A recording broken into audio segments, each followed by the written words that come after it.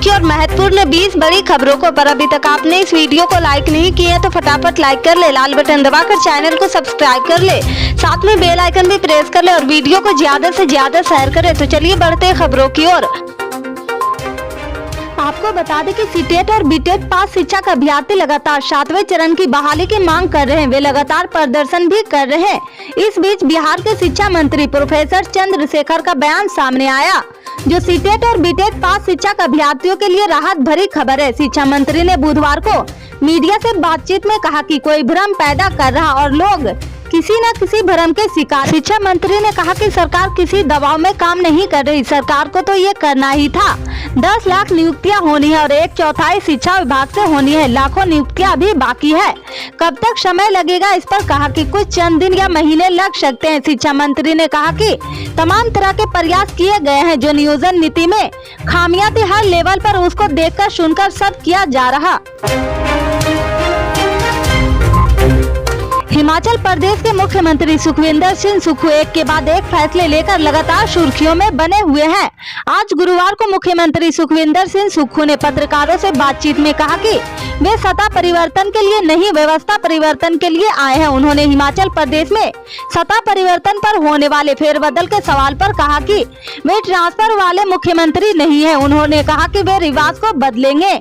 CM ने कहा कि सभी अधिकारियों को उनका काम समझाया गया है। बदले की भावना से किसी का भी ट्रांसफर नहीं किया जाएगा। मुख्यमंत्री सुखविंदर सिंह सुक्खू ने कहा कि वे जरूरी होने पर ही प्रशासनिक फेरबदल करेंगे। राजनीतिक देश की भावना से किए जाने वाले ट्रांसफर की रवायत को बंद किया जाएगा। राहुल गांधी की भारत जोड़ो यात्रा में अग्निवीर योजना की चर्चा जोरों पर है। अग्निवीर योजना पर राहुल गांधी के दिए बयान के बाद सियासत एक बार फिर गर्मा गई है। इस मुद्दे को लेकर भाजपा और कांग्रेस आमने सामने है। केंद्रीय मंत्री गजेंद्र शेखावत की प्रतिक्रिया पर पवन खेड़ा ने पलटवार किया है। दौसा में प्रेस वार्ता को संबोधित करते हुए कांग्रेस प्रवक्ता पवन खेड़ा ने कहा कि बीजेपी नेता खुद ही भाषा तो देखते नहीं। राहुल गांधी जब आईना दिखा रहे तो इन्हें परेशानी हो रही। खेड़ा ने सवाल किया कि बीजेपी नेताओं को अपनी शकल और भाषा से दिक्कत नहीं हो रही क्या? दरअसल सवाई माधोपुर में भारत जोड़ो यात्रा के दौरान राहुल गांधी ने अग्निवीर योजना को लेकर मोदी सरकार को आड़े हाथ लिया था। राहुल गांधी ने सभा को संबोधित करते हुए कहा था कि आज देश के करोड़ों युवाओं के सपने टूट रहे। दरअसल सवाई माधोपुर में भारत जोड़ो यात्रा के दौरान राहुल गांधी ने अग्निवीर योजना को लेकर मोदी सरकार को आड़े हाथ लिया था। राहुल गांधी ने सभा को संबोधित करते हुए कहा कि आज देश के करोड़ों युवाओं के सपने टूट रहे हैं। देश का जवान अपनी जान पर खेलकर सीमा की सुरक्षा करता है। वे चाहता है कि हम सरहद पर हैं तो देश सुरक्षित है, लेकिन सरकार उसे नौकरी देने के बजाय कॉन्ट्रैक्ट साइन करवा रही है। सरकार 4 साल बाद उन्हें जूते मारकर निकाल देगी, उसके बाद उस पर ध्यान नहीं देगी। क्या यह देश के जवानों के साथ अपमान नहीं है? क्या यह जवानों के साथ मजाक नहीं हो रहा?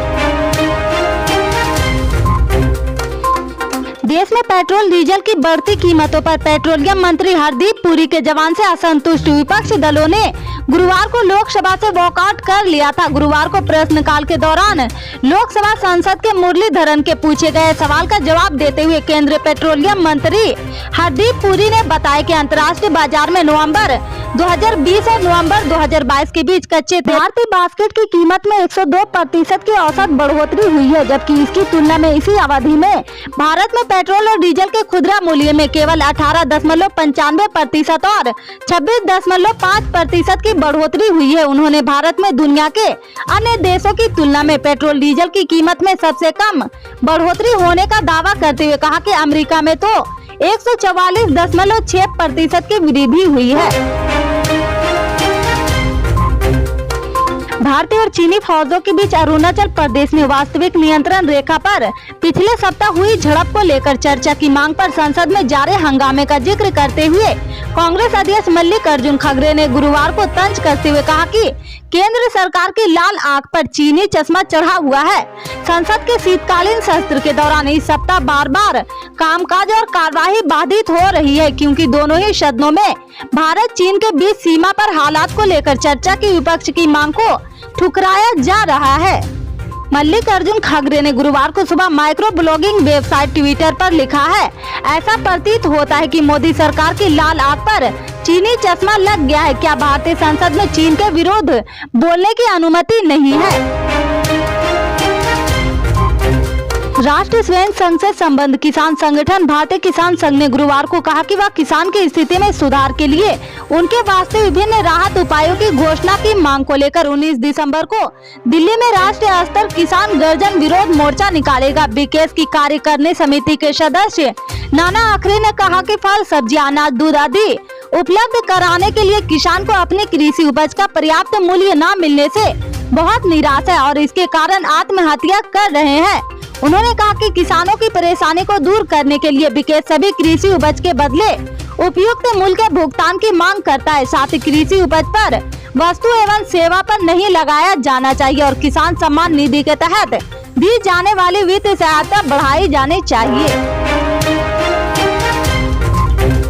आम आदमी पार्टी के सांसद राघव चड्ढा ने राज्यसभा में न्यूज चैनल पर रोजाना भावनाएं भड़काने वाली हो रही डिबेट का मुद्दा उठाया। उन्होंने कहा कि इस देश में अब न्यूज नाइज में तब्दील होती जा रही। चड्ढा ने सूचना एवं प्रशासन मंत्री से पूछा कि भावनाएं भड़काने वाली ऐसी डिबेट्स करवाने वाले चैनलों पर क्या सरकार कोई कार्रवाई करती है। आप सांसद ने कहा कि इस देश में अधिकतर चैनल शाम 5 बजे से रात 11 बजे तक एक भड़काऊ बहस कराकर मानसिक प्रदूषण फैलाने का प्रयास करते हैं। तो ऐसे में क्या उन भड़काऊ चैनल और एंकर्स के खिलाफ सरकार कोई योजना लाकर कार्रवाई कर रही है, और कर रही है तो क्या कर रही है, ये सदन को जानकारी दे। इससे आगे के अपडेट्स को जानने के लिए जुड़े रहे हमारे राइट न्यूज के साथ। मिलते हैं फिर बड़ी खबर में, तब तक के लिए जय हिंद।